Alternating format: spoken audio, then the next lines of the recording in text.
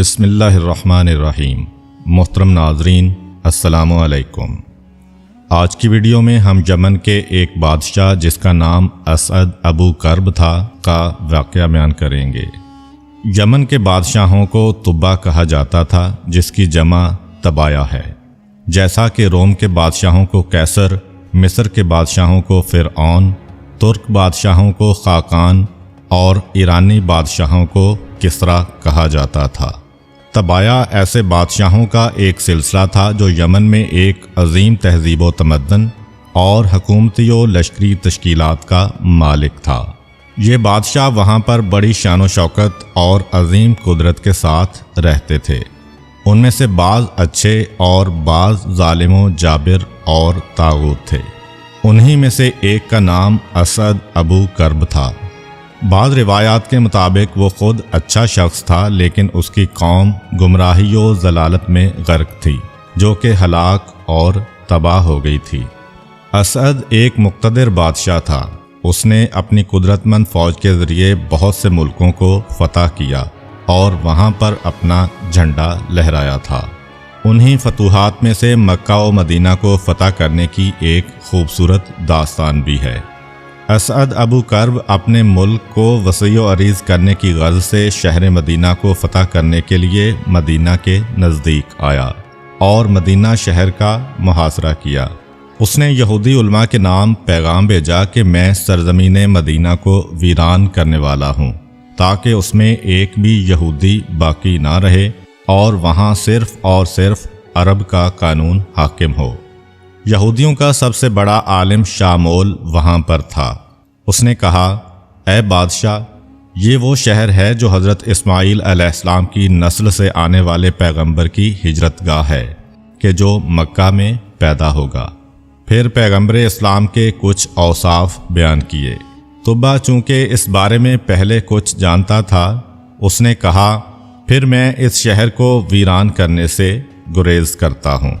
اسعد نے اوس و خزرج کے بعض قبائل کو حکم دیا کہ وہ اس شہر میں رہیں۔ جب پیغمبر موعود حضرت محمد صلی اللہ علیہ وآلہ وسلم ظہور کریں، ان کی مدد کرنا اور اپنی اولاد کو بھی اس بارے میں سفارش کرنا، یہاں تک کہ اس نے ان کے نام اپنے ایک خط میں پیغمبر موعود پر ایمان لانے کا اظہار بھی کیا۔ روایت ہے کہ آن حضرت صلی اللہ علیہ وآلہ وسلم نے فرمایا، طبا کو برا بھلا مت کہنا، وہ مسلمان ہو چکا تھا۔ اسعد سرزمین مکہ کو فتح کرنے کے لیے اپنا لشکر لے کر مکہ کی طرف روانہ ہوا۔ اس وقت اس کے ہمراہ 4000 دانشور موجود تھے۔ اس نے مکہ کو فتح کیا۔ اب وہ کعبہ کو ویران کرنا چاہتا تھا کہ اسے زکام کا سخت مرض لگ گیا۔ اس بیماری کی وجہ سے اس کے کانوں، اس کی آنکھوں اور ناک سے بدبودار پانی بہنے لگا۔ طبیب اس کے علاج سے عاجز آ گئے اور انہوں نے کہا، یہ آسمانی مرض ہے، اس کا علاج ہماری قدرت سے باہر ہے۔ اگلے دن ایک دانشور مخفیانہ طور پر اسعد کے وزیر کے پاس آیا اور کہا، اگر اسعد اپنی نیت پاک و صاف کر لے تو میں اس کا علاج کرتا ہوں۔ وزیر نے اسعد سے اس دانشور عالم کے لیے اجازت حاصل کی۔ وہ اسعد کے پاس آیا اور اس سے کہا، تم اس کعبہ کو ویران کرنا چاہتے ہو؟ اس نے کہا، ہاں۔ عالم نے کہا، اس کام سے توبہ کرو، دنیا و آخرت کی بھلائی تمہیں نصیب ہوگی۔ اسعد نے توبہ کر لی تو اتفاق سے اس مرض سے شفا یاب ہو گیا۔ لہٰذا اسی وجہ سے خدا اور حضرت ابراہیم خلیل علیہ السلام پر ایمان لے آیا۔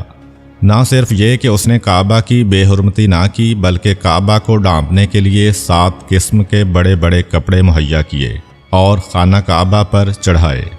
اس اعتبار سے وہ پہلا شخص تھا جس نے خانہ کعبہ کے لیے پردے بنائے۔ خانہ کعبہ پر لشکر کشی اور پھر اس کے لیے پردے بنانے کا واقعہ پیغمبر اسلام صلی اللہ علیہ وآلہ وسلم کی ولادت سے پہلے سن 5 میلادی کو پیش آیا تھا۔ بہرحال اسعد ابو کرب خود اچھا شخص تھا اور اپنے مقدسات کا احترام کرتا تھا، لیکن اس کی قوم فتوحات اور قصب قدرت کے نشے میں ایک گمراہ اور ستمگر قوم بن چکی تھی۔ اسی وجہ سے اللہ تعالیٰ نے انہیں کیفر کردار تک پہنچایا اور ان لوگوں کی قدرت و شوکت کو مٹی میں ملا دیا، جیسا کہ سورہ دخان کی آیت نمبر 37 میں ارشاد ہوتا ہے۔ بھلا یہ لوگ بہتر ہیں یا قوم تبع اور ان سے پہلے والے افراد جنہیں ہم نے اس لیے تباہ کر دیا کہ یہ سب مجرم تھے۔ سورہ قاف نے آیت نمبر 14 میں قوم تبع کا تعارف اصحاب ایکا کی ردیف میں رسولوں کی تکذیب کرنے والوں کے عنوان سے کرایا ہے کہ جو سخت عذاب کی وجہ سے ہلاک و نابود ہو گئے تھے۔ یہ تھی قوم تبع کی عبرت انگیز داستان کہ جو ایک وقت میں صاحب اقتدار اور وسیع ملک پر قابض تھے، لیکن غرور و تکبر اور گناہوں کی وجہ سے عذاب الہی میں گرفتار ہوئے اور ان کی زندگی بکھر کر رہ گئی، ان کی قدرت و طاقت خاک میں مل گئی۔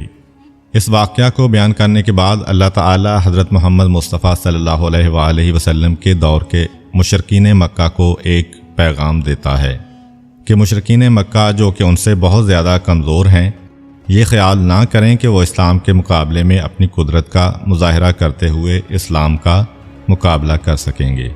ان لوگوں کا بھی وہی حال ہوگا جو قوم تبع کا ہوا ہے۔ البتہ یہ بہت کم ہے کہ ایک قوم کا رئیس نیک ہو لیکن اس کی قوم بری ہو، اور خداوند متعال نے اس قوم کی سرزنش کرتے ہوئے اس کا تعارف ہلاک ہونے والوں کے عنوان سے کرایا ہے۔